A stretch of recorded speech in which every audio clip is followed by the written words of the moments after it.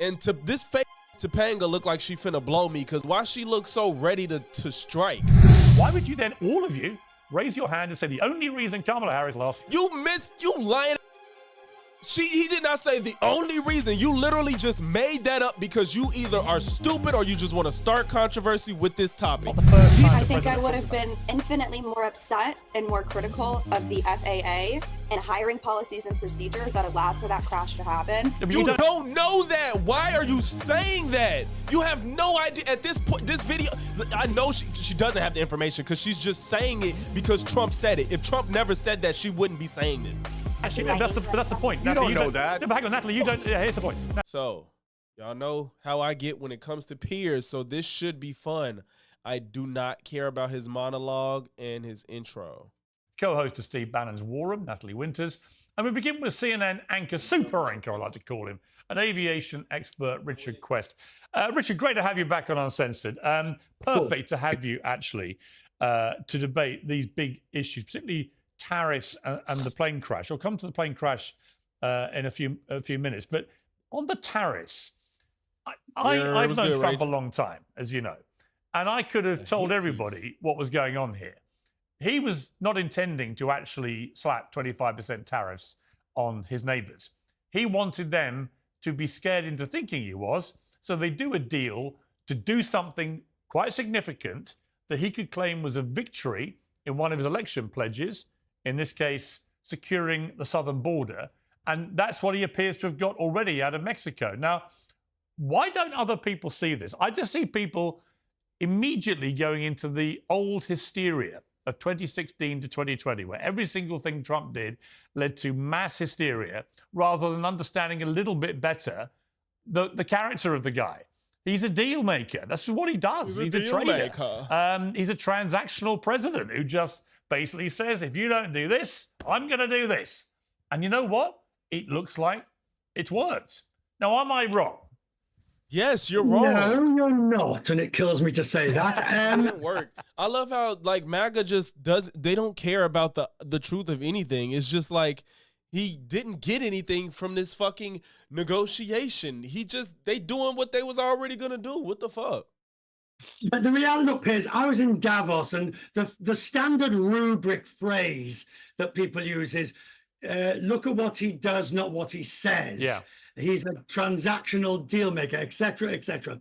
But the speed with which he has acted on so many other things in the United States, domestic policy, all the things you've been talking about, has led people to pause and think, well, maybe he's not just bluffing as a deal maker. And I think there's some valid justification. If we take the Colombia incident, now here we had the flights, the rejection, the threat, the capitulation. So there is some justification for people saying, hang on. Yeah, like, bro, like, motherfuckers don't even know Canada been did that shit. And under Biden, Mexico had, like, I think around 15,000 agents at the border to help secure it. And he got 10. Like, get the fuck out of here. Y'all so gullible.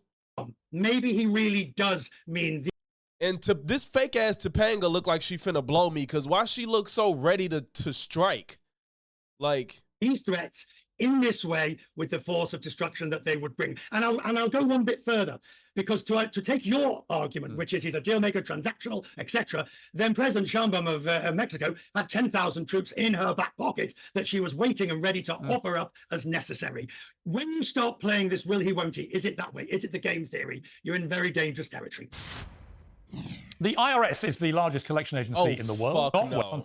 To the US $1,000 for all. I'm sorry. In the world. No. Now on with the show. Piers is You're sort of, though, in the world of somebody who has negotiated his entire life as an adult. Yeah. I mean, this is the guy for 50 years.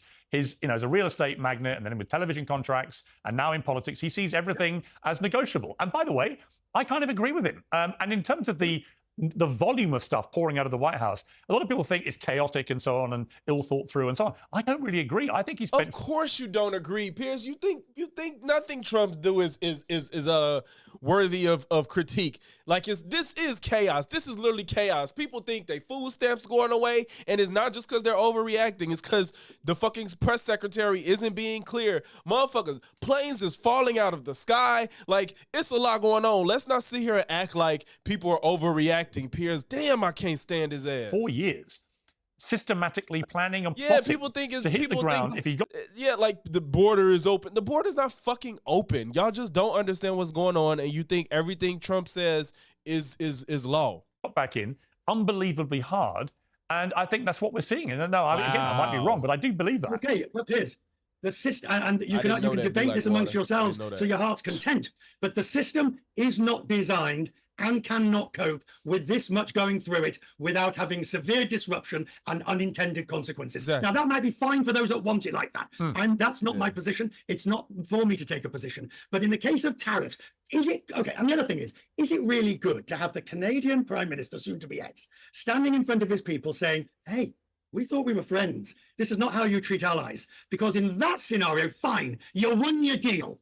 But what's your long-term damage? Yeah, but you know what? I think I watch Trudeau sniffling and sniveling like he normally does. You know, he'll go down as one of the wokest leaders of the country in the history of mankind. Why is that all Piers thinks about? Like, bro, if you want to criticize Trudeau for his tenure, go ahead. But he's gonna go down as one of the wokest. Like, bro, who gives a fuck? You think everything is woke because it's not what you like? Like that. Now I will say that one thing Trudeau did, that shit was weird when he said we don't call it mankind, we call it people kind.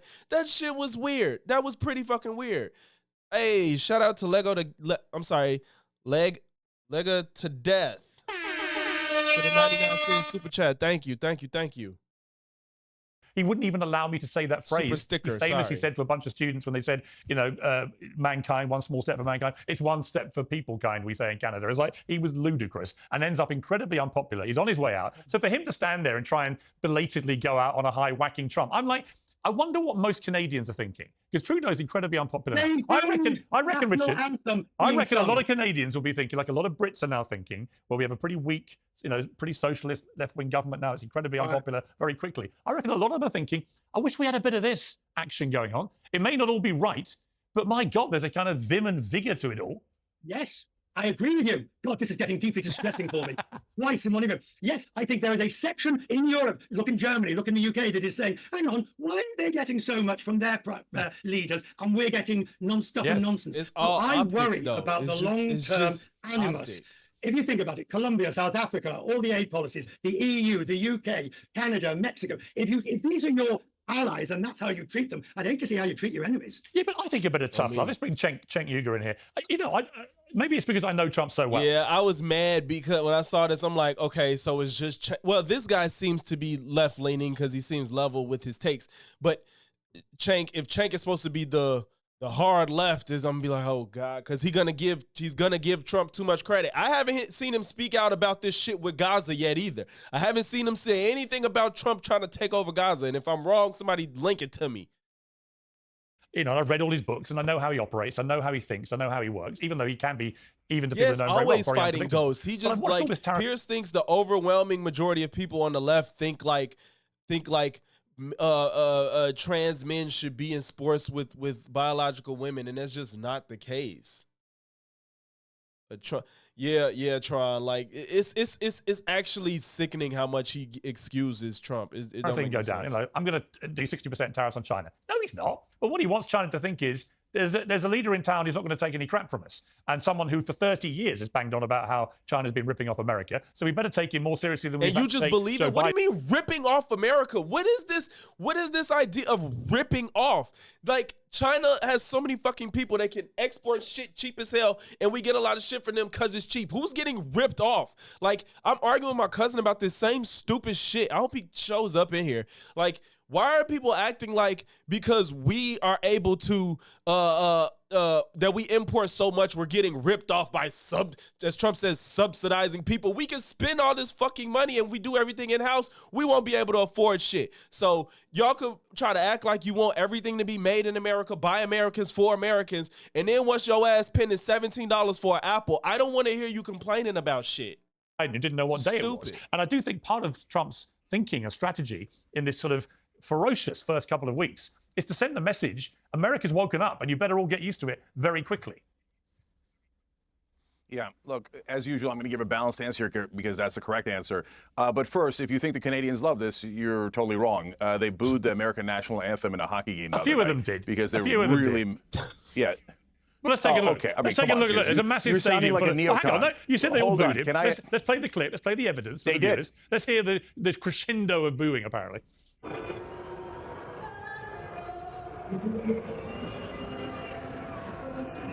I got booed louder than that coming through Heathrow Airport the other day. Piers, oh my God. Like, he's really finna act like it was like a few of them booed. It was enough to where you could hear it. Like, why are you acting like that wasn't enough? Like, you shouldn't want anybody booing you at a fucking sports game anyway. By a bunch Yeah, of no, they'll make all the excuses for sure. They'll make all the excuses to pay more for everything because Trump did sort of semi-laughing as they did it. Okay. So look, I don't think this was Canada rejecting Trump. I do think Yes, there are a it lot of was. What else could it be? Why else are they booing America after all this shit has happened, putting tariffs on them and shit like that? What other fucking reason, Piers? people in Canada, just what I'm seeing on social media, who actually think, you know what, Trudeau, you've had your chance. Social media is the barometer of what's really going on. Right, yeah. You blew it. And actually, we get this. It's called strong leadership. Okay, so far I've talked 5 seconds, but thank you for proving my point. They did definitely boo, and if you got booed louder, that's kind of on you. So this neocon idea of if we attack them, they'll love us is ridiculous. No, they don't love us. Now, you say also, hey, Trump's been planning for 4 years. But when people said, hey, they're planning to do this Project 2025 for 4 years, the right wing flipped out and said, no way, that's not going to happen. No way, he's not planning at all. And then he gets in office and he's doing it pretty much exactly like Project 2025 said. In fact, he put the author of Project 2025 as the head of the Office of Management and Budget. And so they've done some things that I think are terrible, cutting U.S. aid. Now, all of a sudden, the donors are in charge of the Treasury, one of the worst ideas I've ever heard. Now, having said that, I understand what's going on with the tariffs. I like that idea. Do you mean Elon Musk? Bluffing. Do you mean Musk? Oh, I mean Musk, and apparently a whole army of Silicon Valley CEOs have now been empowered to access all of the money of the American taxpayers. I love it. You know why? Okay, well, that's because... Well, no, to Richard's... let me explain. To Richard's point... Because that's a terrible idea. No, I like okay, hey, you know what, Piers? Let's put George Soros in charge. Let me explain. Let's give George Soros the key to the Treasury. Let me explain. Because that's the same thing. Let me explain. Oh, donors are great if they're on my side. No, I hate the idea. It's not about whose side they're on. It's oligarchy to the max. All right, let me explain. You haven't let me get to the part about the tariffs. Let me explain what I mean.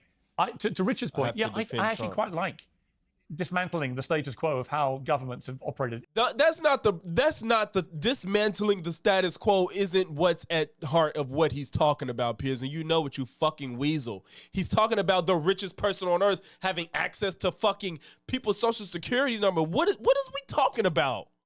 In America for many, many decades. I think it's been largely to the detriment of the American people. So if you get a super brain like Elon Musk, who's a flawed character, don't get me wrong, but he's also got a super brain, a gigantic sized brain. You know, for example, in the UK, the National Health Service was a great treasured thing, which we all loved, and we still love the principle of it. But it is literally creaking at the seams and falling apart because a big population now, it can't cope with it. I would love to have a brain like Elon Musk getting stuck into the spending on the NHS and restore it to glory. Since when being intelligent means you should be in charge of government or have any say? What the fuck are we talking about? And I bet you if they didn't agree with Piers' politics, he wouldn't have this stance. I bet you he wouldn't. As he's done to every one of his businesses. So I don't really agree with you. I quite like the idea of these guys ripping into American federal overspending. It is you and YouTube chat do not get along. Why not? And by the way, the American people seem to as well. So they're loving all this. Piers. Yeah, they're loving it until they find a couple $1 trillion missing. And then they're going to go, oh, he had a big brain, but he didn't use it for us. He used it for himself. So you guys are asking us, and by the way, this is the least populist position on planet Earth. Trust the big brain billionaires. You know who else has a big brain? And the right wing would agree. George Soros, not only one of the greatest investors of all time, but according to the right wing, has manipulated the American government to totally work for him for decades. If that's true, he has a giant brain. Should we put him in charge of the Treasury? No, because just because you're smart. They're gonna make an excuse for why inflation is okay. They're gonna all the nuance and understanding of external factors is gonna come into play once it happens under Trump. They're gonna understand all of the factors that the president can't directly have his finger on. and they're going to find every excuse to make everything okay once inflation hits, once houses cost more, once gas costs more. Y'all, it's okay because in 20 years, we're going to build a steel mill and we're going to build everything here and form new land so we can grow all the fruits that we can't grow from Mexico. And yeah, we're going to own Greenland, so we're going to have more of everything. Like, all this shit is they're going to make all the excuses for why things would be okay, but apparently Joe Biden has the gas more button on his desk, and that's why gas was high. Like, get the fuck out of here. If that's even true, doesn't necessarily mean that we should give you the keys to the kingdom. That is controlling all of the taxpayer money. If they do something on their own behalf, which is a near guarantee, you're telling me all the Silicon Valley CEOs are angels and they would never do anything for their own behalf? They only have pure intentions for the American people. I'd love to see that. Well, last time I checked, America's what, $17 $17 trillion in debt? I mean, let's be honest, the conventional way of doing this hasn't been great, has it? Just simply having debt, dude, you can't just say it's necessarily bad. Like, but Piers, I'm against the conventional way of doing it. it. And then Trump put us more in debt when he didn't have to. The fact of the matter is, Joe adding to the debt was for a fucking reason. Trump didn't. So you're barking up the wrong tree there. Look, the tariffs are a good example because Trump is clearly bluffing. But at some point, as I think I said on this show clearly earlier, working too. That bluff is going to get called.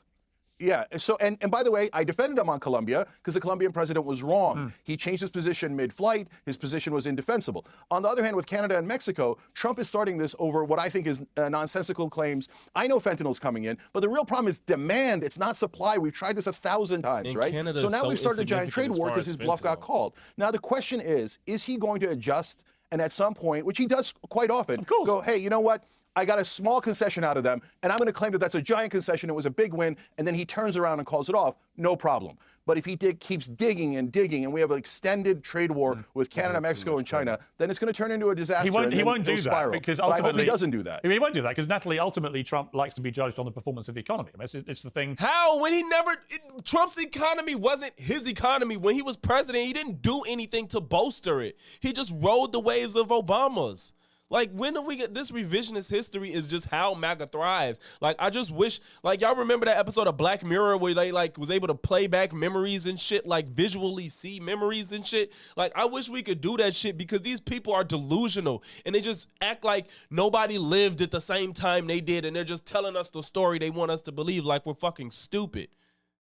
You know, he's a billionaire. He's built himself into a billionaire because he pays attention to the economy and he likes to be. I mean, I always felt with him, he went slightly mad in that last year in his first term because the pandemic wrecked the economy. He just couldn't handle it. Yeah. Because to him. Yeah, but the pandemic didn't have any influence on what Joe Biden had to deal with. Right. Everything that happened wrong was because of Joe. But the Holy Grail, pandemic being wrecked destroyed, it and he for got Trump. into pretty good shape. Right. You know, he's transactional. He does do deals. I think the Mexico thing today is a classic example of Trump actually at his best for the American people because ultimately what's happened? The trade war didn't start, it's been delayed, and 10,000 more troops from Mexico are being put straight on that southern border. No one can tell me that is not going to help in the war on fentanyl or illegal immigrants pouring through the border. I mean, obviously it's going to help. So therefore, Trump is delivering on one of his promises. People may not agree with that, but that's why he won big. I reject the premise that this is a trade war Joe that Biden President did it Trump without started. that. There's decades of abuses against American workers, against the American economy that has occurred at the hands of all of these countries, whether it's China and intellectual property theft, Mexico and the depletion and absolute degradation of American workers' wages through illegal immigration, which they have helped facilitate. We can already see they had, 10,000 troops waiting on reserve. Why didn't they deploy them earlier? But look, the mainstream media is completely taking the bait on this, okay? The same people, who we sat by for 4 years who cared absolutely zero about American consumers, American workers. They didn't even care to cover inflation. They lied about it. They lied about what Joe Biden was doing to the economy. Now, all of a sudden, the only thing that they can pretend to care about is putting American workers first in American consumers' pocketbooks because apparently tariffs, they're going to be stuck paying the cost. In reality, all of these Chamber of Commerce talking heads, these corporate media outlets are on the payroll of this sort of, I think, rules-based international order, the same international order that Marco Rubio called out in his confirmation hearings that we don't have to sit through anymore. I think President Trump represents an actual ability to stand up to that. And you know what? I'm sorry, the United United States is an economic hegemon. We don't have to sit back and negotiate like losers. We have economic power, and we can use that to bring about wins in a myriad of sectors, in a myriad of ways. And what you're seeing today is the United States actually using that economic power to score wins on immigration. And again, like I said, I just reject the framing that the trade war was started by President Trump. The Chinese Communist Party has been abusing and manipulating American workers for so long. And by the way, these are the same people who've been championing the de-dollarization of the entire world, of the United States of America, of the United States dollar. So spare me the performative activism about caring about American workers and consumers. Richard, you've been like a coiled cobra ready to spring. Yeah, he was over there throughout what Natalie just said. So spring away. Well, I'm not here to defend the entire mainstream media, but I will say after 40 years of covering inflation, I think I do understand perhaps arguably a little bit more about it than most people, and certainly the measures of the last inflation. You see, Natalie, you forget that yes, the United States had inflation, but so did every other G7 and G20 country, and the inflation levels were the same pretty much across all of them. So it is not a uniquely American prospect for whatever the reason. I'm just giving you the facts. But the more important fact is, this idea, it's just so funny, like what you said, Mantis. It's just like, I feel like if you explain to MAGA what they're doing without invoking any names and like what they're supporting and what they believe in, I guarantee they would say absolutely not. They'd be like, so how would you feel if like the richest person on earth was best friends with the president and donated to their campaign more than anybody, and they were just handpicked by the president to then scour the government agencies and tell them what they're doing right and wrong and have access to the whole country's social security numbers and bank information? Like, how would you feel about that? Can you fathom any Republican being like, that sounds fine to me? Like, that somehow tariffs are not inflationary. I heard Howard Lutnick's confirmation hearing. I don't know where Howard has sort of changed his economic theories, but the Peterson Institute, just about everybody agrees that there will be an inflationary effect of tariffs. It is an economics 101. The issue, Natalie, is not whether there will be an inflationary impact. It is how big and how much people are prepared to withstand that. And that inflationary effect goes both sides. Now, I'll take your political points because I'm not qualified to answer them. But on the economic point, I think you're going to have to accept that there is an inflationary aspect. Is it also true, Richard? I mean, this is not even a political point. It's more of a performance marketing point, if you like. Yeah. That Joe Biden's running of the economy or the running of the economy in his premiership actually wasn't that bad. The problem was he was woefully useless at communicating how well it was doing. And Trump has come in, inherited a pretty good economy, actually. But because he's able to beat his chest like a 20-ton gorilla about it, the impression the public are getting is, wow, everything's changed in 2 weeks. Well, you and I know the economy can't change like that in 2 weeks. What's happened is the ability of the guy at the top to sell it. Completely. Absolutely. The US is the best performing economy at the moment amongst all the major economies, period. Largely because of the Biden policies, the Fed's policies, the way things were structured, the inability of other countries to have anything like the dynamism of this US economy. It is by far the most exciting, vibrant, free economy in the world, period. So yes, the US economy. Piers won't even nod to that. He won't even acknowledge that because it ain't because it was under Trump. But I bet you if it was under Trump, he would have been like, I agree. But he won't even acknowledge that he just gave all this praise to the American economy. Did not need massive help in a sense. But I'll take Natalie's point. Yes, there are structural imbalances on trade that needed to be addressed. There are long-term infrastructure issues that need to be addressed, as indeed do they need to be in Germany. But the US is way further ahead than any EU country at dealing with all these things. Yeah, I mean, I remember interviewing Trump, I think, for the first time in about 2008. And he spent a lot of that interview banging on about China ripping off America. So it's just been a thing. This isn't something new since he became a politician. He's been doing this for a long time. And actually, he's not wrong. Let me just switch gears to the plane crash. Cheng, let me start with you here. Well, Piers, I can't let you get away with saying that Joe Biden handled the economy extremely well. No, I actually rephrased it, Natalie. Oh, my God. Hang on, Natalie. You fucking hurt-ass, fake-ass Topanga. Like, oh, wait, I can't let you get away with saying he handled the economy well. Bro, get your tired ass on. Hang on. Don't misquote me. I rephrased. I said the economy under his premiership. In other words, I took it away from him personally because I don't think he knew what day it was. Oh, my God. This is insane. You can't give him credit. So now, because it was... So if it's good under Biden, it's not because he had anything to do with it. But...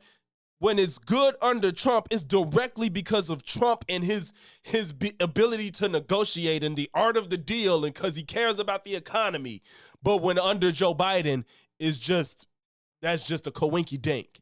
Bitch, please. But I do think the economy wasn't down to him, because I don't think he knew what day it was. However, the truth is the economy was not performing badly comparative to most other of the wealthy countries in the world. In fact, the opposite. Yeah, and it's just by happenstance. Do you really think that of course Piers does, but if anybody that's reasonable, if Donald Trump remained president after COVID, and had to deal with the effects of it, there's absolutely no way we would have came out stronger than everybody else. There's nothing you can say to convince me of it. I know that's a world we can't figure out now, but there's nothing you can tell me because he's never given us any reason to think he was able to handle it. He mishandled it coming. And that's what I'm saying. Like, just give Biden the fucking credit he deserves so you can seem credible. I wonder if it's because I got a noise gate, but it could be because I'm moving away and then, so if it ain't catching me, then it's happening. So I think if I stay closer, it should be good, right? You ain't getting no cutouts right now, right? The problem was none of them knew how to sell a story to the public that was convincing, whereas Trump knows exactly how to do that. I think the dozens of revisions about job employment numbers showing that actually I think most of them went to non-citizens, and I believe it was dozens of revisions downwards suggest otherwise. But I think most importantly, Piers, any presidential administration that oversaw an invasion of upwards of 10 to 15 million illegal aliens into this country, that is probably the single largest detrimental force to American workers' wages. So I don't think that you can say that that's a strong economy that Joe Biden created by allowing the most impactful. Well, that's a separate. Hang on, that's a separate. That's a separate. It's not a separate issue. Well, it is because inextricably linked to the it is in a sense that's a separate story on which I agree with you. I think what happened at the southern border under Biden was lamentable, and the fact that they then picked Kamala Harris to take over from him in this weird coronation, despite knowing she was literally told she was the border czar. Then they had to lie about her being called the border czar. No, she was not. I am so sick of Piers getting away with this, and I guarantee you, Cenk, because he hates the establishment Democrats, he's not even going to correct him. Joe Biden has never, ever designated her as the border czar. She was appointed as like a diplomat to quell the issues going on in the South America, to keep those people from coming and try to help them with their issues, to not cross the border. And she outright said, do not come to America. Don't come. She said that. She was not the border czar. She was there to make efforts to help figure out their issues on their side, which was already a mountain of problems that she couldn't just single-handedly fix overnight. But she did what she could to quell their issues. But she was not the border czar the way you're trying to make it sound. And I've disproven that already in one of my other videos. He's so full of shit. He'll never say that Joe Biden appointed her this position as border czar. Motherfuckers on the right said that, and everybody ran with it for whatever reason. To show a million clips of people on MSNBC calling her the border czar. And of course, the truth is that once people knew, well, she was the one in charge of that and look how terrible it was, she was kind of dead in the water, I thought, from that moment. Never mind anything else. Anyway, look, I want to turn to the plane crash. Cenk, I want to play a clip of President Trump talking about the appalling plane crash in Washington. Point out that various articles that appeared prior to my entering office, and here's one. The FAA's diversity push includes focus on hiring people with severe intellectual and psychiatric disabilities. That is amazing. And then it says FAA. Just so y'all know, I know what the fuck I'm talking about. In grappling with migration, Harris proceeded cautiously. She focused her time on prestige, on boosting private investment in El Salvador, Honduras, and Guatemala, the so-called Northern Triangle. Her goal was to help create jobs to bolster economies and dissuade migrants from making the perilous journey to the United States. It was a decidedly long-term and limited approach to a humanitarian crisis, and it has allowed Republicans to tie her to the broader fight over the border. While migration from the Northern Triangle ebbed, it surged from other nations, sparking an emergency at the U.S.-Mexico border, one that Republicans have aggressively sought to exploit at Harris's expense. A review of Harris's work on immigration reveals a record that is more nuanced than one presented by her critics or allies. It also provides insights into how Harris, who took over as a Democratic standard bearer when Biden dropped out of the presidential race last month, might tackle one of the nation's most vexing concerns. Harris was never the border czar or put in charge of border security or halting illegal border crossings, as former President Donald Trump, Republicans, and even occasional media outlets have claimed. Instead, she was tasked in March 2021 with tackling the root causes of migration from the Northern Triangle and pushing its leaders, along with Mexico's, to enforce immigration laws administration official said Harris's backers say she demonstrated leadership by leveraging her stature to win investments that might curb migration years down the road. Thank you. Like, let's stop this bullshit with trying to call her a fucking border czar or whatever the hell y'all think y'all talking about. Like, this is irritating, man. Oh shit, Aaron's Mountain here. Come on, y'all. See the communities coming through. Appreciate y'all, man. Says people with severe disabilities are most underrepresented segment of the workforce, and they want them in, and they want them. They can be air traffic controllers. I don't think so. I've got to be honest, Cenk. Before I'm sorry, I missed it because I was on higher point. The appalling plane crash in Washington. Point out that various articles that appeared prior to my entering office, and here's one. The FAA's diversity push includes focus on hiring people with severe intellectual and psychiatric disabilities. That is amazing. And then it says FAA says people with severe disabilities are most underrepresented segment of the workforce, and they want them in, and they want them. They can be air traffic controllers. I don't think so. I've got to be honest, Cenk, before you respond to that, I did not like that. Whoa. Piers, are you going to critique Trump honestly? What? Clean out my headphone.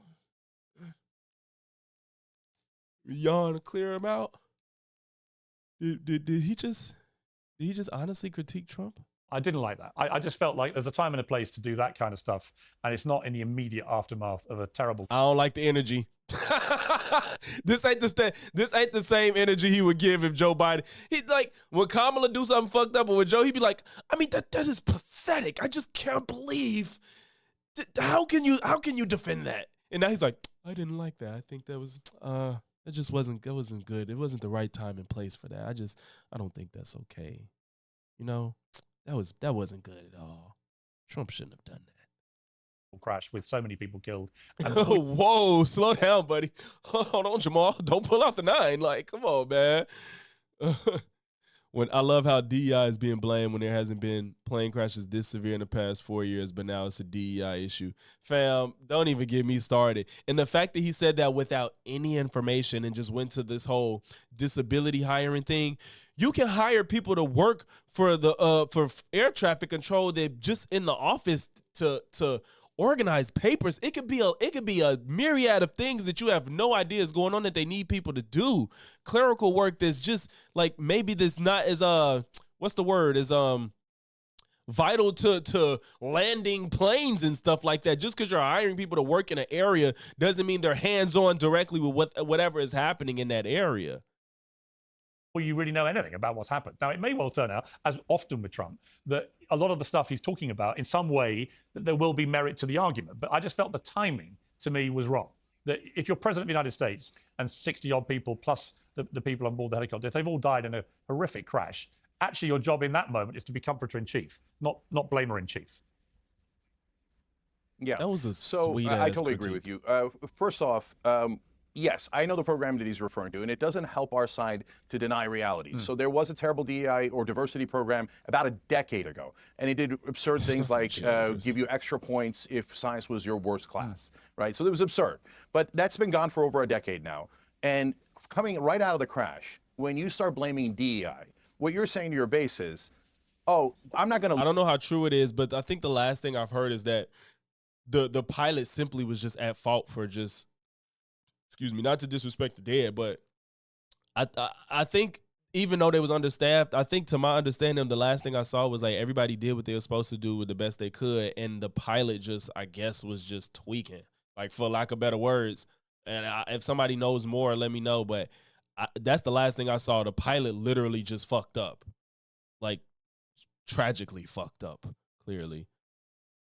Look into what went wrong here. Was it the plane? Was it the helicopter? Why was it the miscommunication, overstaffing, understaffing? Obviously, overstaffing is not an issue, but understaffing, et cetera, right?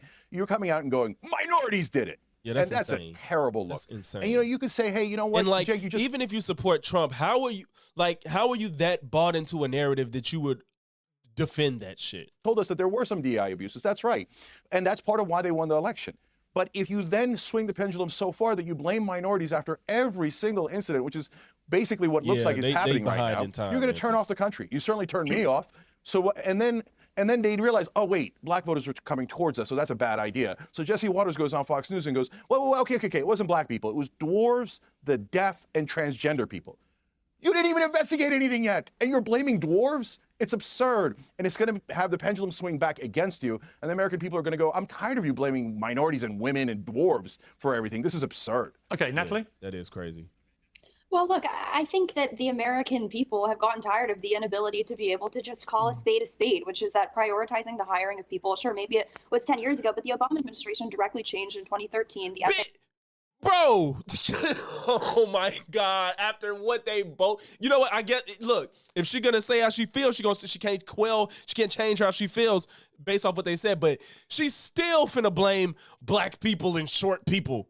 Like, what the is wrong with you? I mean, you can't avoid what people feel. Are you kidding me? Hiring procedures to shift away from actual merit-based standardized testing, accredited institutions to favor more, cushy bio data metrics because people grew up in a difficult household or had a certain skin color. And you know what? There's lasting ramifications from that. And I think for so long, the American people. Oh, Aaron, you know how these work, huh? been called out as racist or sexist or homophobic or whatever for calling it out. But in reality, that's what the status quo is in terms of who people are hiring. And to say that people can't call it out for what it is, I think is just a continual version of that gaslight. There's serious issues going on. And I think that in industries like the FAA, things that have absolutely nothing to do with identity or anything related to ad hominem attacks on people, that the American people are tired. And that's why people elected President Trump, because he calls it out for what it is. I mean, this is not just run-of-the-mill DEI. This is hiring dwarves and transgender people to direct airplanes. That is nonsensical. All right, Richard. No, she's full of shit. That's wild. Natalie, I have a question for you. Yeah, Mantis. One day, I'm once I go through all of the prompts, it's a lot of commands you could get them to do. Like you could do a lot with these things. I just didn't. I got to get all the commands and like put them in the description so people can know what to do. When a star comes, you could like jump and get it, and you get points and shit like that. I have a question for you. Do you, forgive me, Piers, sure. but no, please. I know a thing or two about doing this. Do you believe that any of those people, the mentally challenged, the dwarves, any of those people that were substandard, in his view, were being employed under that policy for the purpose of being an air traffic controller? Not an administrator, not an assistant. The fact that you can even ask me a question if the United States is hiring dwarves and mentally challenged people to direct air traffic, I think sort of proves that we're in a bit of a sticky situation. How does she rationalize that way? How is that her conclusion? The fact that you just sat here and pointed out that people are sick of DEI stuff, and he's like, the fact that you're saying this is just unexcusable in regards to what's happening. And she's like, the fact that you can even ask me that, like, what the fuck are you talking about? Not to be merit-based, then yeah, I think that's worth looking into, and I think we should investigate it, but I can still call it out for what it is. There's still systemic issues going on with FAI hiring policies and procedures. If the fact that you can actually ask me if a dwarf would have been in the control tower, I don't know, people who are mentally challenged, they're probably not capable of doing that job, so I would like to live in a country where you don't have to worry about those people being in a control tower and you can't even ask me a question like that. Okay, except when you are looking at a plane crash, the normal standard of doing this is you say, let us find the facts first. Now, with respect, I do have some more experience of this than most people. I've covered every major plane crash since Lockerbie. And Piers, you'll remember, of course, MH370. My last 7 weeks on air at CNN, when I was your colleague, every night we did the missing plane. And you were my go-to expert. You put in the domain those areas that maybe the public needed to think about, i.e. air traffic control, complexity, Reagan National, the flight paths. What you don't do is speculate, rampant speculation. And that's what the president did. And to use his exact words, I have some thoughts and opinions on this. That, by any standard, is what you don't do. You let the NTSB, as indeed we heard from the NTSB, we heard from her, the chair, say, let us get on with this. But no, he put in the domain a load of stuff that may be relevant in the future, but it's not the position of the president to say, hey, let's have a speculation game. The president is supposed to stand up and be so empathetic for the victims. He's supposed to want to figure out what happened so it never happens again. You're not supposed to be placing blame on minorities. That is insane. Of an like the president of the fucking country didn't even get up there. He not even just then. I haven't seen him to show any bit of empathy. I know y'all saw the video where he's like, where they said, "Are you gonna go visit the site?" And he said, "Well, why would I go to the site? What's there? Am I gonna go swimming?" Like, what? Like, I don't care if you think it's funny, if you think it's based, if you think it's cool, if you think he's good at entertainment and capturing a moment, but the fucking president of the United States, bro, hell no. Like, some shit just not okay. Didn't people lose their mind because Obama wore a fucking tan suit? Where was the coolness and the edginess of that? Where was the defense of the Republicans when Obama wore a tan suit? But y'all okay with him saying, when I'm gonna go swimming? Are you fucking kidding me, bro? Problem. Yeah, it's interesting because, I mean, going back to the missing plane back in 2014, when CNN went wall to wall on this story about what had happened to this plane, and you and I were together every night debating, we did a lot of speculating. I mean, let's be honest, we had a lot of people on who just speculated. Nobody knew what the hell had happened to this thing. We were blaming anyone we could think of each night, trying to make the story. I mean, I felt that we were just trying to string the story out as much as we could because it was doing big lost their mind over. But there was a lot of speculation going on. I think the question I had...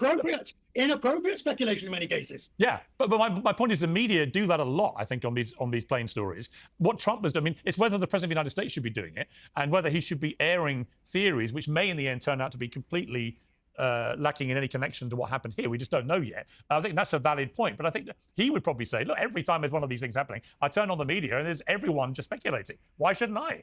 And you know, people will nod away and go, he's got a point. You know the answer to that. Because he is the head of the executive, he's the head of the assistant. He is supposed to follow the gold standard, if you will. And the gold standard is investigators are... Otherwise, the NTSB chair would do the same, and she didn't. I would also... Please. I would also point out, it's just bigotry at the end of the day. That's all it is. President Trump said these comments while giving a press briefing in the James Brady press briefing room. It wasn't like he was saying it in a capacity where Girl, stop defending it. It doesn't matter the setting or who he said it to. That shit is inexcusable. Like, what is when Joe Biden do stupid shit, like, I don't defend it. Like, there's no defense of it. It was dumb. Like, you shouldn't have did that. You can still ride it all night, shorty. Like, nobody's going to stop you. You're not going to stop, clearly. But you don't have to do this. You don't. Look like a human. Natalie, let me ask you this. Look like a human. Let me ask you this. I felt for the first half of it, he was absolutely on point, and he said all the right things. But if you were, for example, if you knew somebody on the plane or the helicopter, a family member, a friend, a work colleague, whoever it may be, how would you honestly have felt? Just be honest about what he then went into the line he then took, where he was just having a go at Biden, having a go at Obama, having a go about DEI, all these things. I mean, I don't know about you, but I just felt on a human level, my criticism would have been wrong timing. Just don't do it there. Not the first time. I think I would have been infinitely more upset and more critical of the FAA and hiring policies and procedures that allowed for that crash to happen. You don't know that. Why are you saying that? You have no idea. At this point, this video, I know she doesn't have the information because she's just saying it because Trump said it. If Trump never said that, she wouldn't be saying this shit. Actually, that's the point. You Natalie, don't know that. No, but hang on, Natalie, you don't. Here's the point. Natalie, you have no idea why that crash happened. None of us do. So when you say that, you're justifying what President Trump did, but you don't know any more than he did in that moment about what's happened here. We just have no idea. It could have been anything. He did not directly outright blame it on DEI in the same way that we talked about. Yes, he did. Sorry, go back and read the transcript. Go back. Yeah, he did. Go back and read the transcript. Factors. Decades of hiring unqualified people or less qualified people is going to lead to less qualified people running as they call them. If I'd been him, if that's the case, let's say we run with her narrative of decades of hiring unqualified people, right? Have there been decades of planes crashing into each other? Let's say these people were unqualified when they got the job.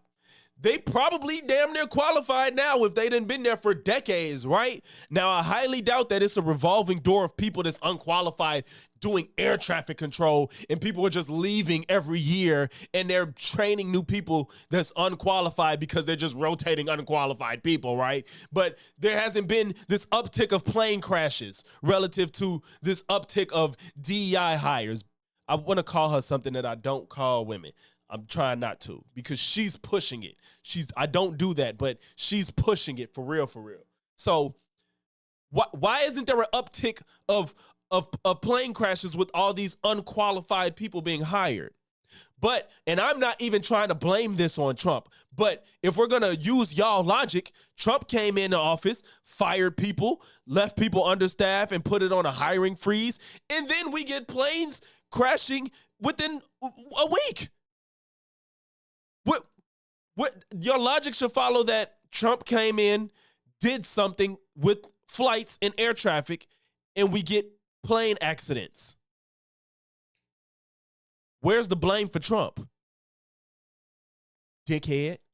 Honestly, check. If I'd been President Trump, if I had already He found said I out, already and I did don't it know if for he knew you. this in the moment or not, if I had found out that, for example, in that air Right, man. traffic Because control apparently room, for a decade, shit been going pretty swell. When the last, they said, I think what they said, like 60 years since two planes hit each other in midair. normally at that time of night, there is somebody managing the helicopters and somebody managing the planes. And in that particular moment on that night, one person was doing both jobs. That fact alone, I'll come to Richard for your more expert view of that, but that fact alone raises massive alarm bells, and it plays to the general agreed feeling about this from all sides that air traffic control is under real pressure in terms of staffing. So, and that, it seems to me, might well turn out to be the most likely thing here, rather than DEI, which is a separate issue. I mean, I honestly, I hate DEI. I think it's become an awful thing that has been misused, mischaracterized, and actually abused in a way which has promoted mediocrity over meritocracy, and I hate that. So just for the record, DEI sucks, just generally as a concept, I think. However, there's no evidence DEI played any part here, but there is clear evidence now emerging of understaffing and potentially critical understaffing. Oh, maybe it was the last like fatal one, maybe. I don't know. It was a long time since a fatal one happened. One person was doing two jobs on a busy night. And that's exactly what happened. So, in a second. okay, Right, Richard, I'll come to you in one sec. Just get Cenk to respond to that. Yeah. Yeah, so listen, as we speculate as to what is more likely, I have dwarves as less likely. I have understaffing as far, far, far more likely. And so what happened here is that Congress, by the way, and almost no one's talking about this, and I'll tell you why in a second, ordered 50 more routes at an already incredibly crowded airway at Reagan National Airport. And that's because they want to direct flights back to their states and districts, and let's be honest, probably their donors. So did they then increase the air traffic controllers at Reagan? No, they refused. Tron, I've been saying that for the longest. Every time they bring this up, I say, y'all need to point me to an example of a person being hired solely off of their identity and not being qualified at the same time, and it resulted in something bad happening. Like, I need you. There's never an example of it. They just say the shit. Like Trump. I mean, Piers tried to say Karen Bass, the LA mayor, was a DEI hire. The woman been in politics for like 40 years. She was a fucking House rep. She was on the chair of the CBC. Like, what is the DEI? If she's not good at her job, then say that. But you wouldn't have said that if she was white and she just dropped the ball. You don't say Gavin Newsom's a DEI hire when you don't like how he's performing. You just blame it on him being a Democrat. These fucking idiots don't even understand that they're literally saying if you're black, you're not qualified. That's all they're saying. You're saying if you're black, you're not qualified because they just omit the fact that DEI is not about replacing your qualifications with your identity. You need the qualifications, and then when you identify, we're going to reach out and make an effort to get more people because white straight men are a dime a dozen. Refused to fund that, but they said you have to give us our direct flights. So that's the first place I would look for as to what went wrong, because we definitely had understaffing. And if I'm a family member of someone who died and someone's doing nonsense talk about dwarves and transgender people, instead of trying to figure out why my family member died and to make sure that we prevent that from happening again, I would be furious. But why don't people talk about that? Well, because Republican and Democratic politicians voted that way. So it's not easy to say it's Trump's fault, it's DEI's fault, so it doesn't fall into the normal political and cultural wars. And one last thing on this, Tron, you Piers. ain't see my I got a meme for that, bro. I didn't show you that meme. Oh, I don't think I got it on my computer. I'm gonna see if I can pull it up. Trump's greatest strength and weakness is the same thing, marketing. So when we were talking about earlier, he comes in, it's the same economy, he pretends that it changed overnight and went from terrible to amazing, but he beats his chest and marketing, and it works. And the Democrats never, ever defend themselves, can't make their case if their life dependent. But on the other hand, Trump always takes it too far. And so here he comes in and goes, oh, all these people died. It's a great advantage to use my talking points against DEI. No, it isn't, brother. And it's really sad for those families and disturbing that you're using them for a political tactic. And it's it really would actually be terrible. It would be genuinely hilarious if it turned out you were Donald Trump's brother, just for the record. My bad. Hold on. In 2020, CRT was niggers. 2022, woke was niggers. In 2024, it's DI. Oh man. Let me bring Richard in here. Richard, I mean, I think the most likely. I mean, look, I don't. Again, we're speculating. Of course we are. We're doing exactly what we said Trump shouldn't do, but we are different to Trump. We're allowed to speculate with the media. It does seem to me that the staff shortages that night in air traffic control might well turn out to be a contributory factor here. Is that your feeling? Yeah. I mean, look, I spent my entire career. You have to do this speculation, but it has to be, as you can see, I've got plenty of planes from various different eras of it all. The reality is, the job is this: you put in the domain those likely areas that it could have been, not by way of rampant speculation, but so you can help people understand the things that are going to be discussed in the future. As we get closer and closer, my job is to give you the realms of possibilities. And so we will talk about staffing of air traffic controllers as you get a fact. You'll talk about the complexity of the various height levels. You'll talk about the complexity of flying a helicopter at night with night vision, and the way in which at Reagan, the helicopters go like this, and the idea is the planes go over them like that. I want to see what Marianne has to say. Marianne Williamson comes on. I'm sorry. You don't actually. Was aware of the military. All right, Mantis, appreciate you for sliding. We'll be here probably. I just the first time. It's just that's just my view.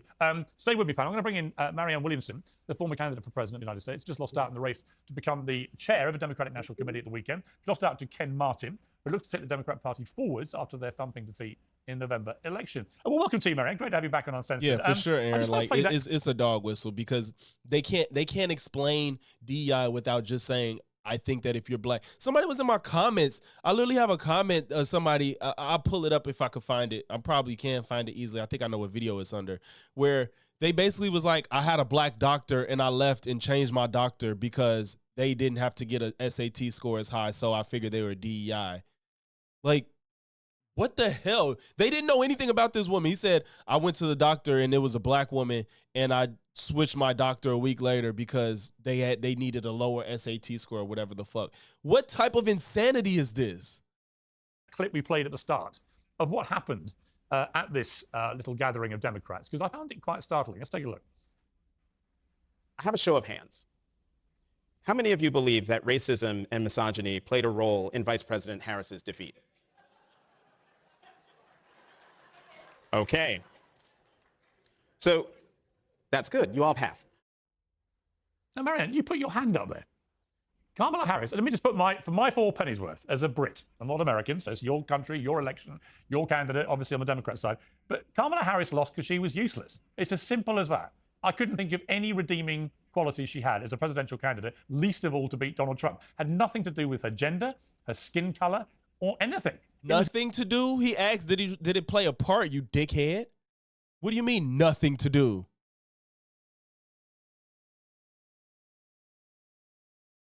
Entirely down to her basic incompetence. So why would you? I found it. Look. So they said, I got a new doctor a couple weeks ago. She was a black woman. First thing I thought was, did she get into college and medical school with much lower scores? Knowing DEI, the answer is probably, okay, typo, I guess. That says a lot. What was your SAT score, bitch? Is probably, I switched doctors the next week. But hey, keep it up. That's how you want things. I have no problem with a black doctor if I knew the testing standards were identical, but they're not. I said, so you just saying you racist. Y'all shameless. He said, or I'm just logical. If you can score 400 points lower on SATs and get into medical school through DEI admissions, how am I supposed to trust this person knows what the F they're talking about? I think you're the racist. Clearly, you're full of hate and resentment towards whites. Get bent, racist. And I said, you just made that up. You were lied to and you're gullible. That's not a thing, you full-blown soft-brained dunce. He said, if you think blacks deserve to get into this, first of all, they really getting comfortable saying blacks. Like, I don't know where this came from and how it started, but these people are comfortable being like, yeah, blacks. They're just saying blacks. Like, I'm baffled. If you think blacks deserve to get into college with lower SAT scores, you're the bigot, and that's fact. Asians just finished the lawsuit where they won about the exact topic. Asians had to have the highest scores, who's about 100 points less, and blacks about 400 points less. You're wildly misinformed. Like, these people is dead ass out here like black people are just getting a pass and not knowing the information. Like, this is insane. And the fact that Piers negates the fact that Trump did a whole month about questioning Kamala's black. Yeah, he don't give a fuck about none of that shit. Yeah. Oh, Mark Lamont put Jamar in his place, though. Mark Lamont got Jamar together. He even apologized after that shit. Yep, he apologized after that happened. Yeah, J Mac, Jamar was on there twice, I think. But he was on there about, I think Jamar been on there about 2 times. Single other person on that stage, all raise your hands like you're part of some weird Mooney sect to say the one thing guaranteed to turn off an electorate who've literally just voted against wokeism, DEI, and all these other things because they think it's a load of nonsense. Why would you then, all of you, raise your hand and say the only reason Kamala Harris lost? You lying ass bitch. He did not say the only reason. You literally just made that up because you either are stupid or you just want to start controversy with this topic. He did not say the only reason. He said, do you think it played a role? That is 2 completely different things. You could think a role is 2%, but it's a role. He didn't say the biggest, the most pertinent, the number one reason. He didn't, and Piers is just making shit up. Sexism and racism and misogyny. Because nobody with a brain actually thinks that, with respect. You don't have a brain, so we can't relate. He did not say the only reason she lost. His phrase was played a role. I am an American woman, and so I know what misogyny does, particularly in the political realm. So his phrase was, do you think it played a role? Do I think it was the primary role? No, I absolutely don't. I think her lack of authenticity, I think the fact that she had been basically appointed, the fact that there were core beliefs that we did not discern, those things were absolutely more major. But the question was, do you think it played a role? And I do. And racism played a role? Played a role, yes.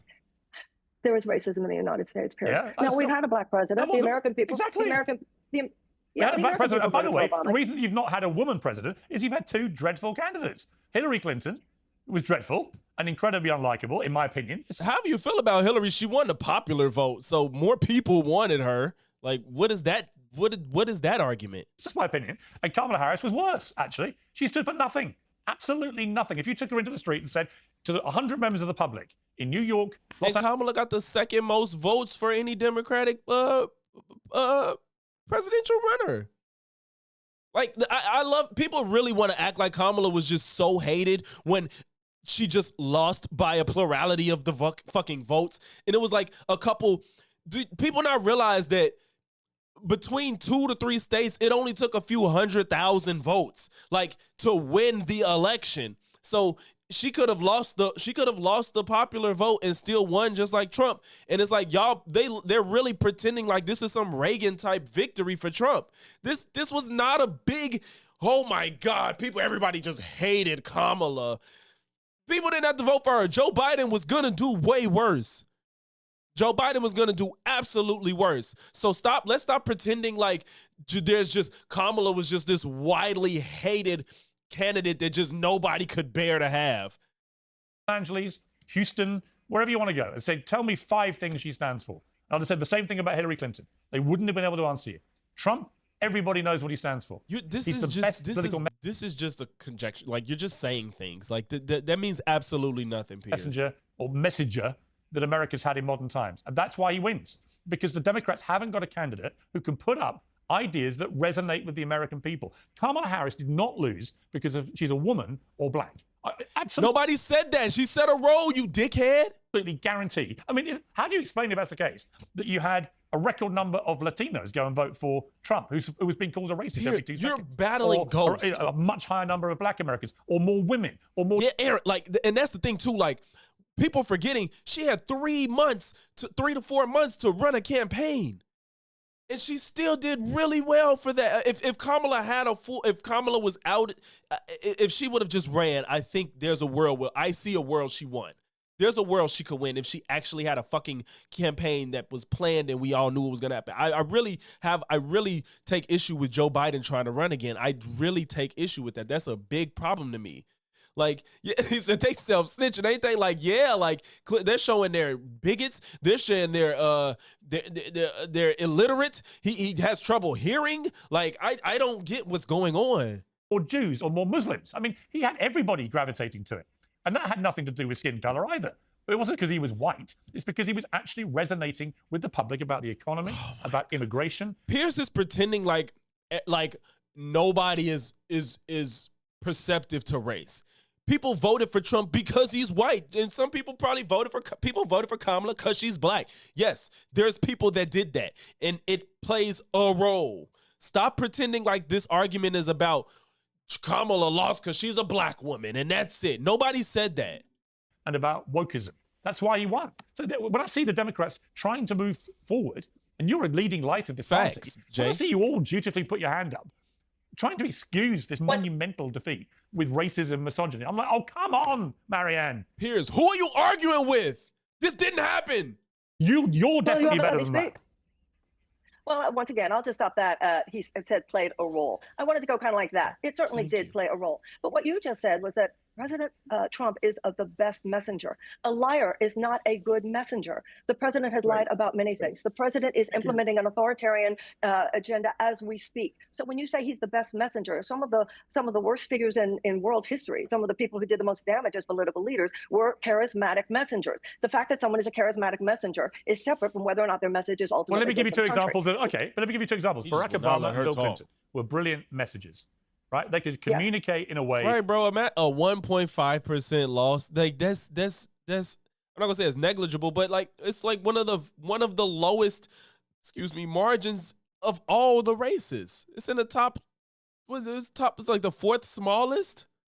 That resonated with the public, and you understood what they stood for. We had Tony Blair here did the same. Margaret Thatcher did the same. And we've also had some complete duds as leaders, as you have. But my point is, Richard's had to leave us, by the way. He's got to go. He said she sucks, but she make it. Yeah, I'm glad she's being objective right now. and you know what, Aaron, you're right. Like, they think that everybody. Now, granted, that DNC, the DNC panel thing, the leadership panel, that shit was awkward. And I don't know why there's so many people still trying to latch onto their identity. That shit was cringe. And as much of a liberal as I am, that shit was awkward. They was all up there like, you see these black women and we got to have one non-binary. That shit was awkward. And I don't know why they're doing that shit, but it has to stop. But Aaron, you're right. They think people care more than they actually do, like the average person. I don't know why the Democrat leadership, these people at that leadership thing was talking like that. That was so fucking weird. But yes, the right cares about identity way more. Do his day job working for CNN. We're very grateful to him. But Marianne, just the image of that moment of all of you just putting your hands up. Do you not think, looking back on that, it would have been great if one of you had just said, actually, you know what? That's not why we lost. I would have cheered you from the rooftops. Again, Piers, you are twisting what happened there. He said played a role. As an American woman, and after what I have experienced as a political candidate, there is no way I would minimize the role that misogyny plays in politics in the United States. Okay, let me ask you. Not primary. I agree with you. It was not in any way the primary reason. No, I don't think it was even in the top 100 reasons. Yes, it was, bitch. It wasn't even the top. Maybe that's a hyperbolic saying 100, but motherfucker, it's in the top 100 if there's 100 reasons. God damn it! Don't be this damn ignorant. Reacting to what Marianne's saying there, I mean, I just groaned because I just thought the Democrats are never going to move on until they stop using these things as an excuse. Cynthia, I swear, he can't. I don't think Piers could go a single episode if he's talking about politics without saying woke or DEI. He can't. He's incapable. It's lost.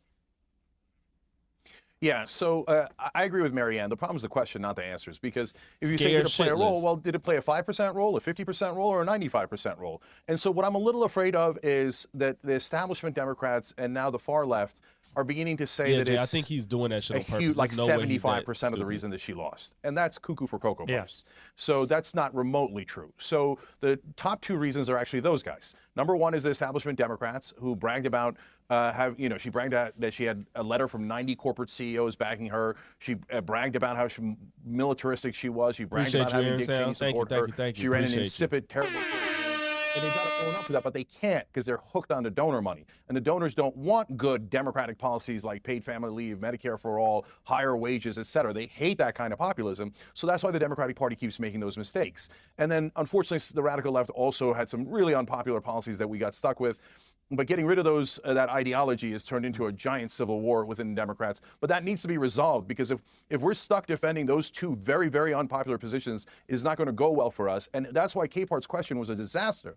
Because if you think it had any role, 5% role, that's fair, and you'd raise your hand. But then you've got a whole room full of people, it looks like, to your point, Piers, doing nonsense excuses about why they lost the election and not dealing with the reality of what happened. Yeah, I mean, Natalie, I mean, it's a gift to the Republicans, because you watch that and you go, well, that's great. If they're going to carry on saying this kind of thing, then we have nothing to worry about. Of course, I think everything that came out of the DNC was a gift and then some to the Republican Party. I think we're even kind of underselling the radicalism, whether it's, David Hogg, new vice chairman, who wants to, I believe in his own words, abolish ICE, declare the NRA a terrorist organization, thinks that the Second Amendment isn't actually a real thing, and defund the police, or the fact that they were on stage pledging that they need to have more at-large transgender members, or they need to, I mean, who even knows the radical stuff that they were pushing instead of actually talking about. They're just pretending. Piers is pretending like like everybody believes it was the biggest role because they said a role, and he's ignoring everything Marianne said to just make that point. It's not just that I think Republicans have championed for a while, but more precisely, Trump's form of populism has really created a multi-ethnic, multiracial, working class coalition of voters that you saw just a few months prior. So I welcome this. I welcome Democrats to go down this, I think, very primrose path. But I think you guys are right. The issue is that they're asking that question to begin with. Republicans are going to pounce on it. And frankly, you guys need to be having, I think, very other minded discussions about the southern border, how you guys kind of reconcile your left-wing populism with kind of clamping down on illegal immigration, which sort of seems at odds. I don't know how you guys reconcile those worldviews, but it just shows you how radical and how fallen the Democratic Party has become. And I guess we welcome it with open arms. Okay, finally, Marianne, the problem it seems to be the Democrats have with Trump is that it's very different, the atmosphere this time around to last time. Last time there was a mass immediate resistance, massive protest marches, so on and so on. This time there's been none of that. Why does he keep saying there's been a little bit of what I would call low level. Who cares? Why does he? The man done been president. People want him again on the other aisle. Why are people wasting their energy trying to protest him to not be president? Like that's a waste of time. People just want people to go vote so he don't win. Trying to get him to not run is a moot point to make. Why does he keep saying that? But none of the kind of huge resistance to him last time. And his own personal popularity has never been higher in his 8 years as a politician. So for all the Democrats say he's disgusting, he's this, actually the majority of Americans no longer care about anything that the Democrats say. They keep saying that majority shit. Majority of Americans voted for somebody that was not Trump. And I'm not trying to sound like a sore loser, but they keep trying to, again, they revisionist history, they're trying to do it now. Majority of America, no. Majority of America voted for somebody that was not Trump. They didn't vote for Kamala in majority, but majority of voters voted for somebody other than Trump. So don't sit here and act like most of America, if we're going off of the votes, voted for Trump, because that's not what happened. Thanks to the way our Democratic Republic works and the Electoral College, this is just how it plays out. About Trump personally, they just think, well, he's what he is. I think we should do ranked choice voting. That's going to be a real problem for the Democrats in trying to stop them winning again next time, isn't it? Not only. I don't think that's what's happening at all. I think people are in shock. I think many people, including Republicans, are taking this in, realizing the full-on authoritarian takeover that this man is now implementing in the United States, from his cutting funding that had been actually already authorized by Congress, trying to basically nullify the role of Congress, nullifying the Constitution itself, what he's doing with economic warfare against countries that are not going to take it lying down. It's working. The fact that Musk and his... It's working. Well, you say it's working. I feel Mexico that we are is literally sending 10,000 troops to the southern border. It's not working. They were doing that anyway. Trump said, I'm going to slap 25% tariffs. They blinked. They're sending the troops. He's giving them a month's grace to sort out other deals. That's a win for the American people. Well, what you see as a win for American people, I don't necessarily see as a win for American people. And if the American people believe that his threatening actions is economic warfare against Canada, against Panama, against Mexico, against all of these countries, particularly I'm concerned about Latin America, because these people are going to be more and more open to relationships with China. He is actually magnetizing more and more activity of the Chinese in the Western Hemisphere. What this man is doing now, with Musk coming in to take over basically government computers and hooking them up with Starlink, this man is doing something that is actually changing the entire equation of the three co-equal branches of government. He is acting as though the Constitution shouldn't matter, the Congress shouldn't matter. It's basically whatever he wants. Meanwhile, he is clearly a pathological liar. And don't think that the American people are not registering this. The American people are, a lot of times in life, when the biggest things happen, Piers, you don't automatically start jumping up and down. you say, I got to think about this. And I think that's where the American people are. The corruption is so deep. Watching these appointments, watching who he put over as Secretary of Defense, watching what is happening right now with Kash Patel, what Kash Patel could do with the FBI. Do not underrate us. You know, Churchill said, you can always count on the American people to do the right thing after they have exhausted every other option. We're often, Europeans know this about us. People all over the world know this about us. Sometimes we're kind of slow to get there. But when we do get there, we'll slam it like nobody's business. And we are going to. What he is doing, this authoritarian coup, hostage taking over of the U.S. government that this man is seeking to do right now, will not stand. You know the problem? Being righteous conservative. Marianne, hang on. Marianne, it's a lovely speech. The problem you have is that your guy, Joe Biden, exposed himself in the last few months of his... Oh, snap. Cynthia McDonald, I appreciate you for the $10 super chat. Appreciate your content, and I'm glad I found your channel, fam. I'm also a fellow Chicagoan. Let's fucking go! Chicago, stand up. You feel me? Hey, I love it. I love it. Hey, man. Hey, that's crazy. You found my channel as a fellow Chicagoan. Come on, y'all give it up for Cynthia, man. I appreciate the super chat and the support, and for you being a Chicagoan. Thank you. His office as not only unfit for office because he barely knew what day it was. He was also a liar. Throughout that last few months, a brazen liar, actually, about stuff he'd said before that he then just did. And he's also pretty corrupt, actually, because giving preemptive pardons to all your family over what could have been pretty serious allegations, actually, that's corrupt, in my eyes. Yeah, despite how anybody feel about Marianne's politics, she's spitting right now.